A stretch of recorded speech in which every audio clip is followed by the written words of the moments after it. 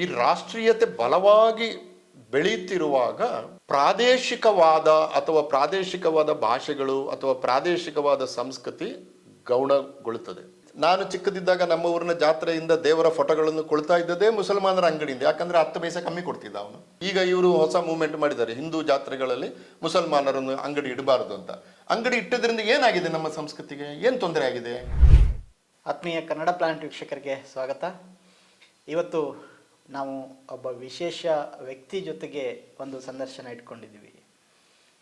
ಇತ್ತೀಚೆಗೆ ಕರ್ನಾಟಕ ರಾಜ್ಯ ಸರ್ಕಾರ ಕನ್ನಡ ಅಭಿವೃದ್ಧಿ ಪ್ರಾಧಿಕಾರಕ್ಕೆ ಡಾಕ್ಟರ್ ಪುರುಷೋತ್ತಮ ಬಿಳಿಮಲೆ ಅವರನ್ನು ಅಧ್ಯಕ್ಷರನ್ನಾಗಿ ನೇಮಿಸಿತು. ಸೊ ಡಾಕ್ಟರ್ ಪುರುಷೋತ್ತಮ ಬಿಳಿಮಲೆಯವರು ಇವತ್ತು ಅವರ ಕನಸುಗಳ ಬಗ್ಗೆ, ಅವರ ಯೋಜನೆಗಳ ಬಗ್ಗೆ, ಮುಂದಿನ ಕೆಲವು ವರ್ಷಗಳಲ್ಲಿ ಅವರು ಕನ್ನಡದ ಒಂದು ಕೆಲಸಗಳನ್ನು ಯಾವ ರೀತಿ ಮಾಡ್ತಾರೆ ಅನ್ನೋದ್ರ ಬಗ್ಗೆ ನಾವು ಅವರಿಂದನೇ ಇವತ್ತು ಕೇಳಿ ತಿಳ್ಕೊಳ್ಳೋಕೆ ಬಂದಿದ್ದೀವಿ. ಸರ್, ನಿಮಗೆ ನಮಸ್ಕಾರ. ನಮಸ್ಕಾರ ಸರ್, ಮೊದಲನೇದಾಗಿ ನೀವು ಬಹಳ ಮಹತ್ವಾಕಾಂಕ್ಷೆಯಿಂದ ಈ ಒಂದು ಕನ್ನಡ ಅಭಿವೃದ್ಧಿ ಪ್ರಾಧಿಕಾರದಲ್ಲಿ ಬಂದು ಕೂತಿದ್ದೀರಿ. ನೀವು ಅಲ್ಲೇ ಆಗಬೇಕು ಅಂಥೇಳಿ ಒಂದು ರೀತಿಯಲ್ಲಿ ಹಠ ಹಿಡಿದು ಕೂಡ ನೀವು ಬಂದಿದ್ದೀರಿ. ಮಾನ್ಯ ಮುಖ್ಯಮಂತ್ರಿ ಸಿದ್ದರಾಮಯ್ಯ ಅವರು ಇದ್ದಾಗೂ ಕೂಡ ನೀವು ಅದನ್ನು ಒತ್ತಿ ಹೇಳಿದಿರಿ ಬಹಿರಂಗ ಸಭೆಗಳಲ್ಲಿ. ಯಾಕೆ ಸರ್ ಇಷ್ಟೊಂದು ಒಂದು ತೀವ್ರವಾಗಿ ನೀವು ಈ ಒಂದು ಇದರಲ್ಲಿ ಹುದ್ದೆಯಲ್ಲಿ ಕೆಲಸ ಮಾಡಬೇಕು ಅಂತ ನಿಮ್ಗೆ ಯಾಕೆ ಅನ್ನಿಸ್ತು? ಎರಡು ಕಾರಣ. ಒಂದು, ಕನ್ನಡ ಅಭಿವೃದ್ಧಿ ಪ್ರಾಧಿಕಾರ ಅದರ ಆ್ಯಕ್ಟ್ ಹೇಳುವ ಪ್ರಕಾರ ಕನ್ನಡದ ಸರ್ವಾಂಗೀಣ ಅಭಿವೃದ್ಧಿಗೆ ಕೆಲಸ ಮಾಡಲಿಕ್ಕಿರುವಂಥ ಒಂದು ಅಧಿಕೃತವಾದ ಸಂಸ್ಥೆ, ಮತ್ತು ಅದಕ್ಕೆ ಕೊಟ್ಟಿರುವ ಸ್ಥಾನಮಾನ ಇದೆಯಲ್ಲ, ಅದು ಇತರ ಅಕಾಡೆಮಿ ಅಥವಾ ಬೇರೆ ಯಾವುದೋ ಸಂಘ ಸಂಸ್ಥೆಗಳಿಗಿಂತ ಸ್ವಲ್ಪ ಮೇಲ್ಮಟ್ಟದ್ದು. ಆದ್ದರಿಂದ ಯಾವುದಾದ್ರೂ ಒಂದು ವಿಷಯಕ್ಕೆ ಸಂಬಂಧಪಟ್ಟ ಹಾಗೆ ಕೆಲಸ ಮಾಡಬೇಕು ಅಂತಂದರೆ ಕನ್ನಡ ಅಭಿವೃದ್ಧಿ ಪ್ರಾಧಿಕಾರದ ಮೂಲಕ ಮನಸ್ಸು ಮಾಡಿದರೆ ಮಾಡಲಿಕ್ಕೆ ಸಾಧ್ಯ.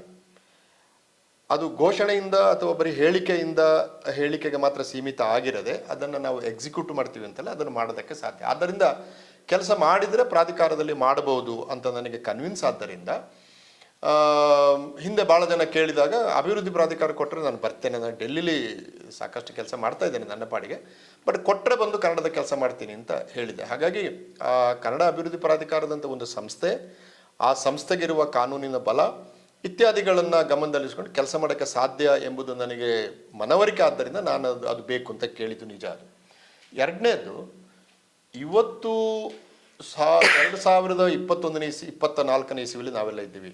ಅಂದರೆ 21ನೇ ಶತಮಾನದ 2ನೇ ಶತಮಾನದಲ್ಲಿ ಈ ಭಾಷೆಗಳು ಏನಾಗ್ತಾ ಇದ್ದಾವೆ ಅಂದರೆ, ಭಾಷೆಗಳು ಏನಾಗ್ತಿದ್ದಾವೆ ಅಂತಂದರೆ, ಈಗ ನೋಡಿ, ರಾಷ್ಟ್ರೀಯತೆ ಎಂಬುದು ತುಂಬ ಬಲವಾಗಿ ಬೆಳೀತಾ ಇದೆ. ನಮ್ಮಲ್ಲಿ ಮಾತ್ರ ಅಲ್ಲ, ರಷ್ಯಾದಲ್ಲಿ ಬೆಳೆದಿದೆ, ಬೇರೆ ಬೇರೆ ಕಡೆ ಬೆಳೆದಿದೆ. ಈ ರಾಷ್ಟ್ರೀಯತೆ ಬಲವಾಗಿ ಬೆಳೆಯುತ್ತಿರುವಾಗ ಪ್ರಾದೇಶಿಕವಾದ ಅಥವಾ ಪ್ರಾದೇಶಿಕವಾದ ಭಾಷೆಗಳು ಅಥವಾ ಪ್ರಾದೇಶಿಕವಾದ ಸಂಸ್ಕೃತಿ ಗೌಣಗೊಳ್ಳುತ್ತದೆ. ರಾಷ್ಟ್ರವಾದಿಗಳು ಮಾತನಾಡೋದನ್ನು ನೀವು ಕೇಳಿರ್ಬೋದು. ಅವರು ಎಂದೂ ಕೂಡ ಪ್ರಾದೇಶಿಕ ಸಂಸ್ಕೃತಿ ಭಾಷೆಯ ಬಗ್ಗೆ ಅಷ್ಟು ಮಾತಾಡೋದಿಲ್ಲ. ರಾಷ್ಟ್ರಕ್ಕೆ ಒಂದು ಭಾಷೆ ಬೇಕು, ರಾಷ್ಟ್ರಕ್ಕೆ ಒಂದು ಅಂತ ಅಂದರೆ ಒಂದು ಏಕೀಕೃತವಾದಂಥ ಚಿಂತನಾ ಕ್ರಮವನ್ನು ರಾಷ್ಟ್ರೀಯತೆ ಹುಟ್ಟು ಹಾಕುತ್ತಿದ್ದಾಗ ಕನ್ನಡದಂಥ ಭಾಷೆ, ತಮಿಳಿನಂಥ ಭಾಷೆ, ಮಲಯಾಳದಂಥ ಭಾಷೆ, ತುಳುವಿನಂಥ ಭಾಷೆ, ಹವ್ಯಕ ಕನ್ನಡದಂಥ ಭಾಷೆ, ಅರೆಭಾಷೆಯಂಥ ಒಂದು ಭಾಷೆ, ಇವುಗಳನ್ನೆಲ್ಲ ಕಟ್ಟಿಕೊಂಡು ಪ್ರಾದೇಶಿಕತೆಯನ್ನು ಕಟ್ಟಲಿಕ್ಕೆ ನಾವು ಕೆಲಸ ಈಗ ಮಾಡದೇ ಹೋದರೆ ಒಂದು ಪ್ರಾದೇಶಿಕತೆ ಸಾಯ್ತದೆ. ಮತ್ತು ಈಗ ಪತನಮುಖಿಯಾಗಿರುವ ಅನೇಕ ಭಾಷೆಗಳು ಮುಂದಿನ 20-30 ವರ್ಷದಲ್ಲಿ ಸಂಪೂರ್ಣವಾಗಿ ನಾಶ ಆಗ್ತವೆ. ಆದ್ದರಿಂದ ನನ್ನ ಒಂದು ಕಳಕಳಿ ಏನು ಅಂತಂದರೆ, ಭಾಷೆಗಳ ಸಾವಿಗೆ ನಾನು, ನೀವು, ಅವರು ಯಾರು ಕೂಡ ಸಾಕ್ಷಿಗಳಾಗಬಾರ್ದು. ಬೇಕಾದ್ರೆ ನಿಮಗೊಂದು ಉದಾಹರಣೆ ಕೊಡ್ತೀನಿ, ಒಂದೇ ಒಂದು ಉದಾಹರಣೆ ಕೊಡ್ತೀನಿ ನಾನು. ಕೊಂಕಣಿ ಭಾಷೆ ನೋಡಿ, ಅದಕ್ಕೆ ಕಳೆದ ವರ್ಷ ಜ್ಞಾನಪೀಠ ಪ್ರಶಸ್ತಿ ಕೂಡ ಬಂತು, ದಾಮೋದರ ಮೌಜ ಅವರಿಗೆ ಬಂತು. ಅದರ ಬೆಳವಣಿಗೆ 7% ಕೆಳಗಿಳಿದಿದೆ. ಕೊಡವ ಭಾಷೆ 2001ರ ಸೆನ್ಸಸ್ನಲ್ಲಿ, ಜನಗಣತಿಯಲ್ಲಿ 1,66,000 ಜನಸಂಖ್ಯೆ ತೋರಿಸ್ತಾ ಇದೆ. ಅದು 2011ರ ಜನಗಣತಿಯಲ್ಲಿ 1,36,000. ದುರ್ದೈವದಿಂದ ನಮಗೆ 2021ರ ಜನಗಣತಿ ಆಗಲೇ ಇಲ್ಲ. 2025-26ಕ್ಕೆ ಬಂದಾಗ ಆ ಸಂಖ್ಯೆ ಇನ್ನೆಷ್ಟು ಇಳಿದಿದೆ ಅಂತ ನಮಗೆ ಗೊತ್ತಾಗ್ತದೆ. ಕೊರಗ ಭಾಷೆ ನಿಮಗೆ ಗೊತ್ತೇ ಇದೆ. 1871 ಜನಗಣತಿಯಲ್ಲಿ ಕೊರಗ ಭಾಷೆಯನ್ನು ಮಾತನಾಡೋರ ಸಂಖ್ಯೆ 55,000. ಈಗ ಅದರ ಸಂಖ್ಯೆ ಬರೀ 2,000 ಜನ. ಅಂಕಿಅಂಶಗಳ ಪ್ರಕಾರನೇ ಸೆರ ಅಂತ ಒಂದು ಭಾಷೆ ಸತ್ತೇ ಹೋಯಿತು. ಅಂಡಮಾನಲ್ಲಿ ಕೊರೋನಾ ಸಮಯದಲ್ಲಿ ಅದರ ಕೊನೆಯ ಮಾತುಗಾರ್ತಿಯೊಬ್ಬಳು ಸತ್ತೋದ್ಲು. ಹಾಗಾಗಿ ಒಂದು ಭಾಷೆ ಶತಮಾನಗಳಿಂದ ಬೆಳೆದು ಬಂದಂಥ ಒಂದು ಭಾಷೆ, ಅದು ಪ್ರಾದೇಶಿಕ ಮಟ್ಟದಲ್ಲಿ ಇರ್ತದೆ. ರಾಷ್ಟ್ರೀಯತೆ ಹೆಸರಿನಲ್ಲಿ, ನ್ಯಾಷನಾಲಿಟಿ ಅಂತ ಹೇಳ್ತೀವಲ್ಲ, ಆ ಹೆಸರಿನಲ್ಲಿ ನಾವು ಭಾಷೆಗಳನ್ನು ಸಾಯಿಸುವಂಥ ಕಾರ್ಯಕ್ರಮ ಮಾಡುವಾಗ ಪ್ರಾಧಿಕಾರದಂಥ ಒಂದು ಅಧಿಕೃತ ಸಂಸ್ಥೆಯ ಮೂಲಕ ಅದರ ವಿರುದ್ಧ ಹೋರಾಡುತ್ತಾ ಪ್ರಾದೇಶಿಕ ಸಂಸ್ಕೃತಿಯನ್ನು ಉಳಿಸುತ್ತಾ, ಪ್ರಾದೇಶಿಕ ಭಾಷೆಗಳನ್ನು ಉಳಿಸುತ್ತಾ ಕೆಲಸ ಮಾಡಬೇಕಾದ್ದು ನನ್ನ ಕರ್ತವ್ಯ ಅಂತ ನನ್ನ ಭಾವನೆ ಇದ್ದದರಿಂದ ಇಂಥಲ್ಲಿ ಕೊಟ್ಟರೆ ನನಗೆ ಬೇರೆ ಆಫರ್ಗಳಿತ್ತು. ನೀವು ಅಲ್ಲಿ ಕೆಲಸ ಮಾಡಿ, ಇಲ್ಲಿ ಕೆಲಸ. ನಾನು ಹೇಳಿದೆ ಅವೆಲ್ಲ ನೀವು ಮಾಡಿ, ನಾನು ಡೆಲ್ಲಿಯಲ್ಲಿ ನನ್ನದೇ ಕೆಲಸಗಳಲ್ಲಿ ಇದ್ದೀನಿ, ನಾನು ಬೇರೆ ಬೇರೆ ಕೆಲಸಗಳನ್ನು ನಾನು ಮಾಡ್ತಾ ಇದ್ದೆ, ವೆಲ್ ಸೆಟಲ್ಡ್ ಅಂತಾರಲ್ಲ ಆ ಥರ. ಆದರೆ ಈ ಥರದ್ದು ಕೊಟ್ಟರೆ ನಾನು ಬಂದು ಮಾಡ್ತೀನಿ. ಈಗ ಕರ್ನಾಟಕದಲ್ಲಿ ನೋಡಿ ಸುಮಾರು 236 ಸಣ್ಣ ಭಾಷೆಗಳಿವೆ. ಕನ್ನಡ ಒಂದು ಅಧಿಕೃತ ಭಾಷೆ, ರಾಜ್ಯ ಭಾಷೆ, ಏಕೀಕರಣದ ಸಂದರ್ಭದಲ್ಲಿ ಅದು ಭಾಳ ಬೃಹತ್ತಾಗಿ ಬೆಳೆಯಿತು, ಅದೆಲ್ಲ ಸರಿಯಾದದ್ದು. ಬಟ್ ಅದರೊಟ್ಟಿಗೆ 236 ಸಣ್ಣ ಭಾಷೆಗಳಿದೆಯಲ್ಲ, ಇವುಗಳನ್ನ ಏನು ಮಾಡೋದು? ಈ ಭಾಷೆಗಳನ್ನ ಸಾಯ್ಲಿಕ್ಕೆ ಬಿಡೋದಾ? ಅಂದರೆ ನೀವು ರಾಷ್ಟ್ರೀಯತೆಯನ್ನು ತೆಕ್ಕೊಂಡಾಗ ರಾಷ್ಟ್ರದಲ್ಲಿ ಸಂಸ್ಕೃತವೋ ಹಿಂದಿಯೋ ಇತರ ಭಾಷೆಗಳನ್ನು ಸಾಯಿಸ್ತದೆ. ಕನ್ನಡದಂಥ ಒಂದು ಭಾಷೆಯನ್ನು ತೆಕ್ಕೊಂಡಾಗ ಅದು ತನ್ನ ಕೊಡೆಯ ಕೆಳಗೆ ಬರುವ ಅನೇಕ ಸಣ್ಣ ಭಾಷೆಗಳನ್ನು ಅದು ಕೂಡ ಕತ್ತು ಹಿಚ್ಚುತ್ತದೆ ಅದು. ಆದ್ದರಿಂದ ನಾವು ಎಲ್ಲರೂ ಕೂಡ ಈ ಭಾಷೆಯ ಉಳಿಯುವಿಕೆಗೆ ಕೆಲಸ ಮಾಡಬೇಕು. ಸಾಧ್ಯ ಆದರೆ ಸಣ್ಣ ಭಾಷೆಗಳ ಉಳಿಯುವಿಕೆಗೆ ಅಂದರೆ ಸಣ್ಣ ಭಾಷೆ ಎಂಬುದು ರಿಲೇಟಿವ್ ಟರ್ಮ್. ನೀವು ನ್ಯಾಷನಲ್ ಪರ್ಸ್ಪೆಕ್ಟಿವ್ ತಗೊಂಡ್ರೆ ಕನ್ನಡ ಸಣ್ಣ ಭಾಷೆಯೇ. ನೀವು ಯಾವುದೋ ಒಂದು ಕೊರಗ ಭಾಷೆಯನ್ನು ತಗೊಂಡ್ರೆ ಕರ್ನಾಟಕದ ಸಂದರ್ಭದಲ್ಲಿ ಅದು ಸಣ್ಣ ಭಾಷೆಯೇ ಅದು. ಹಾಗಾಗಿ ಅದು ರಿಲೇಟಿವ್ ಟರ್ಮ್. ಈ ಎಲ್ಲ ಸಣ್ಣ ಭಾಷೆಗಳ ಸಬಲೀಕರಣಕ್ಕೆ ಒಂದು ಭಾಷಾ ನೀತಿಯನ್ನು ರೂಪಿಸುವುದಕ್ಕೆ ನಾವು ಕೆಲಸ ಮಾಡಬೇಕು. ಇಂಥ ಅನೇಕ ಕನಸುಗಳಿಗೆ ಪ್ರಾಧಿಕಾರದಲ್ಲಿ ಅವಕಾಶ ಇದೆ ಅಂತ ನಾನು ನಂಬಿಕೊಂಡು ಬಂದಿದ್ದೀನಿ. ಕಳೆದ 15 ದಿವಸದಲ್ಲಿ ಅದು ಸಾಧ್ಯ ಅಂತ ನನಗೆ ಮನವರಿಕೆ ಆಗಿದೆ. ಮಾಡ್ಬೋದು ಅಂತ ಅನಿಸ್ತದೆ. ಹಾಗಾಗಿ ಇದಕ್ಕೆ ಬಂದೆ ನಾನು. ಓಕೆ ಸರ್, ಇದಕ್ಕೆ ಬರೋಕ್ಕಿಂತ ಮುಂಚೆ ಈಗ ನೀವು ರಾಷ್ಟ್ರೀಯತೆ ಅಂತ ಹೇಳಿದ್ರಿ. ಈಗ ನಾವು ಸಾಮಾನ್ಯವಾಗಿ ಭಾರತದಲ್ಲಿ ರಾಷ್ಟ್ರೀಯತೆ ಅಂದಾಗ ಒಂದು ಭಾಷೆ, ಅದ್ರದ್ದು ಒಂದು ಸಂಸ್ಕೃತಿ, ಒಂದು ಭೂಪ್ರದೇಶ ಅಂತ ನೋಡ್ತೀವಿ. ಜನರಲಿ ಈಗ ಭಾಳ ಪಾಪ್ಯುಲರ್ ಅಂತ ಹೇಳಿದಾಗ ರಾಷ್ಟ್ರೀಯತೆ ಅಂದ ತಕ್ಷಣ ಹಿಂದಿ, ಹಿಂದೂಸ್ತಾನ್ ಅಂತ ಒಂದು ಕಲ್ಪನೆ ಬರುತ್ತೆ. ಈಗ ನಾವು ಕನ್ನಡದ ಥರ ಹಲವಾರು ಭಾಷೆಗಳು ಕೂಡ ಇದ್ದಾವೆ. ಕನ್ನಡಕ್ಕೆ ಕೂಡ ಒಂದು ಸಂಸ್ಕೃತಿ ಇದೆ. ಕನ್ನಡದ ಜೊತೆಗೆ ಕರ್ನಾಟಕದಲ್ಲಿ ಅದರದೇ ಆದಂಥ ಚರಿತ್ರೆ ಇದೆ, ಅದರ ಒಂದು ಭೂಪ್ರದೇಶ ಇದೆ. ಯಾಕೆ ನಾವು ಕನ್ನಡ ರಾಷ್ಟ್ರೀಯತೆ ಅನ್ನುವ ಒಂದು ಪರಿಕಲ್ಪನೆಯನ್ನು ಮುಂದಕ್ಕೆ ತಗೊಳ್ಳಿಕ್ಕೆ ಸಾಧ್ಯ ಇಲ್ಲ? ಅದನ್ನು ನೀವು ಸೂಕ್ತವಾಗಿ ವ್ಯಾಖ್ಯಾನಿಸಬೇಕು. ಈಗ ಕನ್ನಡ ರಾಷ್ಟ್ರೀಯತೆ ಅಂದರೆ ಏನು? ಈಗ ಅದರ ಬಗ್ಗೆ ಚರ್ಚೆ ಆಗಿದೆ. ಬಂಜಗಿರಿ ಜಯಪ್ರಕಾಶ್ ಮೊದಲಾದವರೆಲ್ಲ ತುಂಬ ಚರ್ಚೆ ಮಾಡಿದ್ದಾರೆ, ಮತ್ತು ಜನಪರವಾದ ಅನೇಕ ಚಳುವಳಿಗಳು ಕೂಡ ಅದನ್ನು ಚರ್ಚೆ ಮಾಡಿದ್ದಾರೆ. ಈಗ ಕನ್ನಡ ರಾಷ್ಟ್ರೀಯತೆ ಮತ್ತು ಭಾರತದ ರಾಷ್ಟ್ರೀಯತೆ ನಡುವೆ ಬರುವ ಅದರ ಸಂಬಂಧ ಹೆಂಗಿರಬೇಕು, ಅದರ ಬಿಕ್ಕಟ್ಟುಗಳೇನು, ಇದನ್ನು ನಾವು ಇನ್ನೂ ಗಂಭೀರವಾಗಿ ಅಭ್ಯಾಸ ಮಾಡಬೇಕು. ಈಗ ಕನ್ನಡ ರಾಷ್ಟ್ರೀಯತೆ ಅಂತ ಕೂಡಲೇ ಕನ್ನಡ ಪ್ರತ್ಯೇಕ ದೇಶ ಈ ಥರದ ಒಂದು ವಾದ ಇದೆ. ಅಥವಾ ತಮಿಳು ಸ್ವಾಯತ್ತತೆ ಅಂತಂದರೆ ತಮಿಳುನಾಡು ಒಂದು ಪ್ರತ್ಯೇಕವಾದ ದೇಶ ಆಗಬೇಕು. ಇದು ಎಷ್ಟು ಪ್ರಸ್ತುತ? ಯಾಕಂದರೆ ತುಂಬ ಕಷ್ಟಪಟ್ಟು 1947ರಲ್ಲಿ ತುಂಡಾಗಿದ್ದಂಥ ಭಾರತವನ್ನು ನಾವು ಪುನರ್ ಕಟ್ಟಿದ್ದೇವೆ. ಮತ್ತು ಭಾರತದ ಸಂವಿಧಾನ ಈಗ ಸ್ವಾಯತ್ತತೆ ಬೇರೆ, ಪ್ರತ್ಯೇಕತೆ ಬೇರೆ.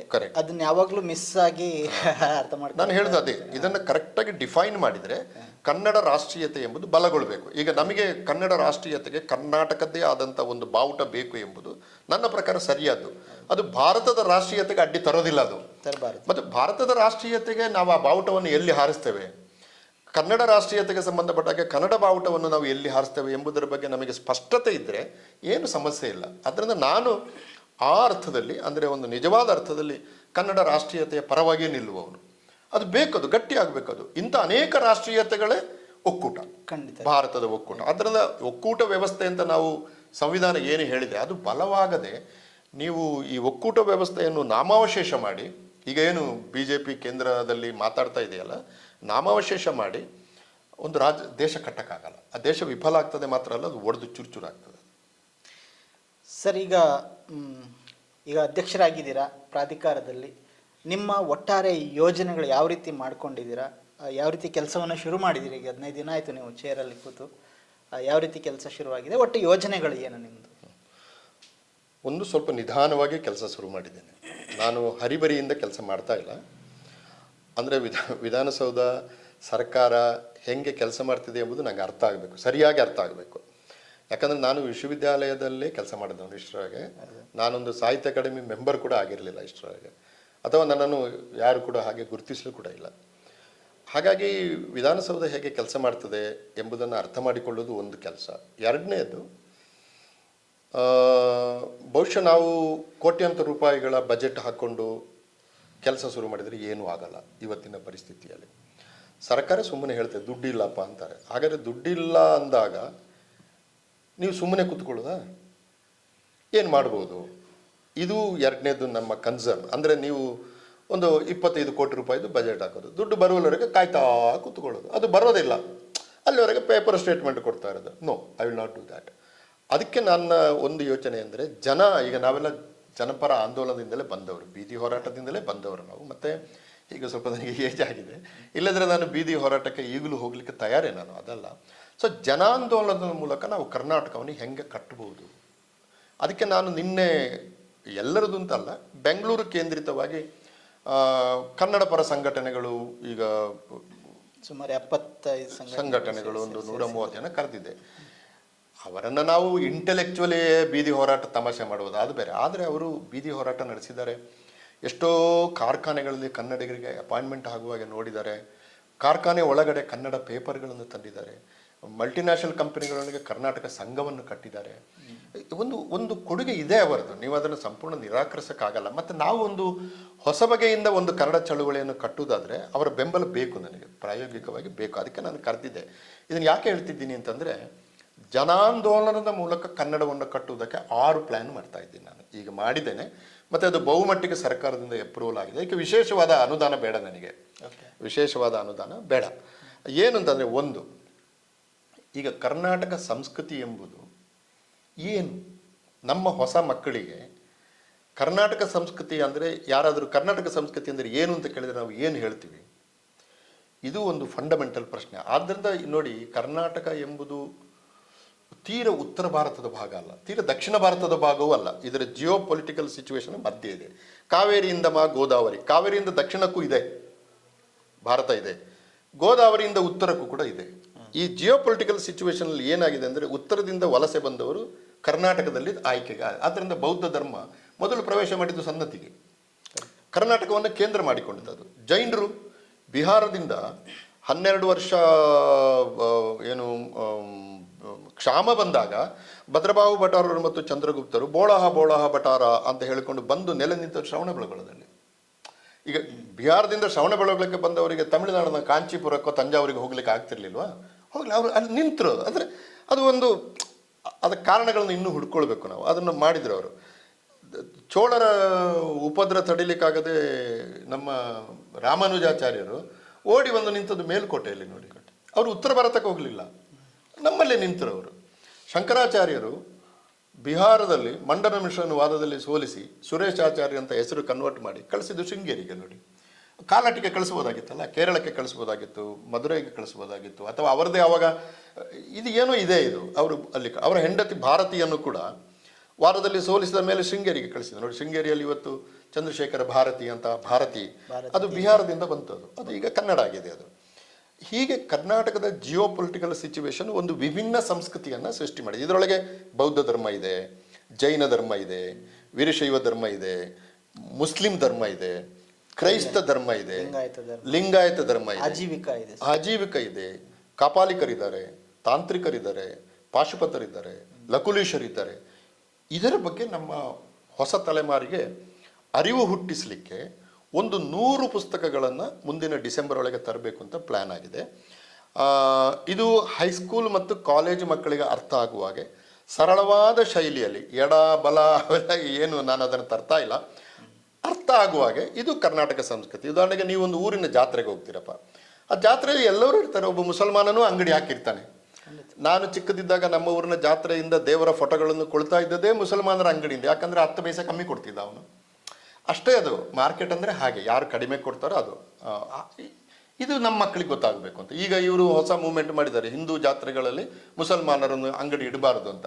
ಅಂಗಡಿ ಇಟ್ಟದ್ರಿಂದ ಏನಾಗಿದೆ ನಮ್ಮ ಸಂಸ್ಕೃತಿಗೆ, ಏನು ತೊಂದರೆ ಆಗಿದೆ ಅಲ್ವಾ? ಈ ಪ್ರಶ್ನೆ ಕೇಳಬೇಕು ನಾವು. ಆದ್ದರಿಂದ ಹೈಸ್ಕೂಲ್ ಕಾಲೇಜ್ ಮಕ್ಕಳನ್ನು ಗಮನದಲ್ಲಿಟ್ಟುಕೊಂಡು ಸರ್ವಜನಾಂಗದ ಶಾಂತಿಯ ತೋಟ ಅಂತ ಒಂದು ಟ್ಯಾಗ್ ಲೈನ್ ಕುವೆಂಪುದಿಟ್ಟು ಕರ್ನಾಟಕದ ಸೌಹಾರ್ದ ಸಂಸ್ಕೃತಿ ಮಾಲಿಕೆ ಅಂತ 100 ಪುಸ್ತಕ ತರೋದು ಒಂದು ಯೋಜನೆ. ಅದಕ್ಕೆ ಬೇಕಾದ ಕೆಲಸಗಳನ್ನೆಲ್ಲ ಮಾಡಿದ್ದಾನೆ, 100 ಟೈಟ್ಲ್ಗಳನ್ನು ಕೂಡಿದ್ದಾನೆ. ಮತ್ತು ಇದನ್ನು ಬರೆಯೋರು ಯಾರು ಅಂತಂದರೆ, ಈಗ ವಿಶ್ವವಿದ್ಯಾಲಯಗಳಲ್ಲಿ ಕೆಲಸ ಮಾಡುತ್ತಿರುವ ಸಂಶೋಧನೆ ಮಾಡ್ತಿರುವರು PhD ಹುಡುಗರು.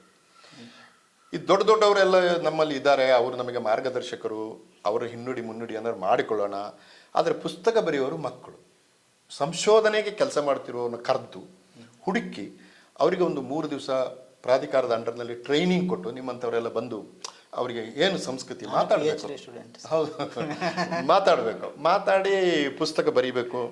ನಾವು ತಿದ್ದಲಿಕ್ಕೆಲ್ಲ ನಾವಿದ್ದೇವೆ, ನೀವಿದ್ದೀರಿ, ಇನ್ನು ಅನೇಕರನ್ನು ಉಪಯೋಗಿಸಿಕೊಂಡ್ರೆ ಆ ಹುಡುಗರಿಗೆ ಏನಂದರೆ ಒಂದು ಪುಸ್ತಕ ಪ್ರಕಟ ಆಗಿದೆ ಅಂತ ಆತ್ಮವಿಶ್ವಾಸ ಬರ್ತದೆ. ಮತ್ತು ಮುಂದಿನ 10 ವರ್ಷದಲ್ಲಿ ಅದರಲ್ಲಿ 100 ಜನರಲ್ಲಿ ಒಂದು 50-25 ಜನ ಆದರೂ ಒಳ್ಳೆಯ ಲೇಖಕರಾಗಿ ಬೆಳೆದರೆ ನಮ್ಮ ಪರ್ಪಸ್ ಸರ್ವ್ ಆಯ್ತದೆ. ಹೀಗಾಗಿ ಇದು ಒಂದು ಯೋಜನೆ, ಒಳ್ಳೆ ಯೋಜನೆ ಸರ್. ಹಾಂ, ಅದು ಅದಕ್ಕೆ ಬೇಕಾದ ತಾತ್ವಿಕ ಒಪ್ಪಿಗೆ ಇತ್ಯಾದಿಗಳೆಲ್ಲ ಮಾಡಿದ್ದಾನೆ. ನೀವು ಇಂಪ್ಲಿಮೆಂಟ್ ಮಾಡಬೇಕಷ್ಟೇ. ಸಬ್ ಕಮಿಟಿ ಕೂಡ ಮಾಡಿದ್ದಾನೆ. ಮತ್ತು ಅದಕ್ಕೆ ವಿಶೇಷ ಹಣ ಏನು ಬೇಡ, ನೀವು ಲೇಖಕರಿಗೆ ಸ್ವಲ್ಪ ಸಂಭಾವನೆ ಕೊಡಿ ಅಷ್ಟೇ. ಆಮೇಲೆ ಪ್ರಿಂಟ್ ಖರ್ಚು ಅದು ಆಗ್ತದೆ. ಅದು ಎರಡನೇದು ಈ ನೋಡಿ, ಒಂದು ಏನಂದರೆ ನಾವು ಈ ಬೈಯೋದು ನಮಗೊಂದು ಅಭ್ಯಾಸ ಆಗಿದೆ. ನಾವು ಆಲ್ಟರ್ನೇಟಿವ್ ಏನು ಕೊಟ್ಟಿದ್ದೇವೆ, ಈಗ ನಾನು ಆಗ ಹೇಳಿದ ಸಂಸ್ಕೃತಿ ಕೂಡ ಏಕ ಸಂಸ್ಕೃತಿ ಅವೆಲ್ಲ ನಾವು ಹೇಳ್ತೀವಿ, ಬಟ್ ಪರ್ಯಾಯ ನೆರೇಟಿವ್ಸನ್ನು ನಾವು ಕೊಟ್ಟಿದ್ದೇವ ನಮ್ಮ ಮಕ್ಕಳಿಗೆ, ಆಲ್ಟರ್ನೇಟಿವ್ ನೆರೇಟಿವ್ಸನ್ನು ಕೊಟ್ಟಿದ್ದೇವ, ಅದಕ್ಕೆ ಆ ಪುಸ್ತಕಗಳು ಬರ್ತವೆ.